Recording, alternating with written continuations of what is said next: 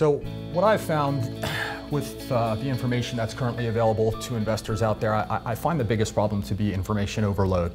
You've got several stock market news channels, newspapers, there's plenty of other newsletters out there. Some of the stuff is relevant, some of it is actually quite fantastic.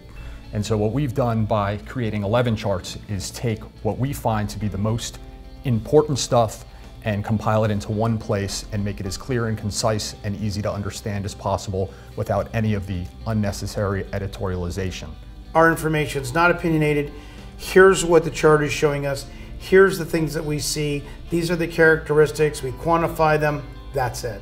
The market environment right now is it's an institutional environment. They account for about 70% of the volume that you see on a daily basis. And as Andre was saying, for example, one smart mutual fund manager or pension fund manager might find a stock, their team of analysts.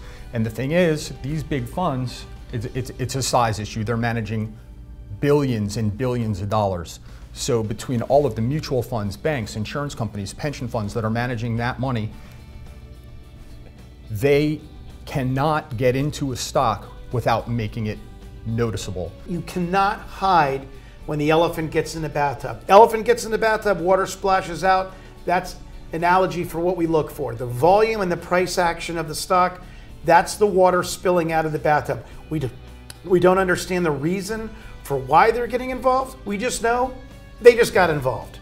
And when that happens, we pay close attention. And we also, it's the opposite. When they get out of the bathtub, there's a change and the water level drops, and you can see it when institutions start selling stock. This is telling you that the personality of this is the elephant in the bathtub. He's definitely getting out. There's no doubt about it.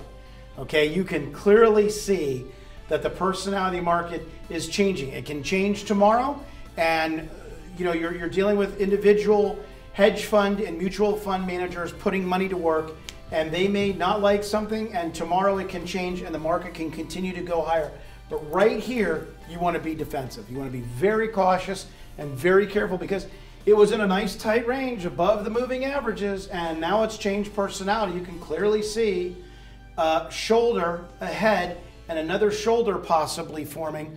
You don't know for sure. This shoulder could go out and it could move higher, and it resets everything. Everything starts all over again. Okay, so what we do is we analyze the chart, and our biggest concern with any stocks that we buy is analyzing the risk and mitigating the chance of losing money. That's really the focus of what we look at.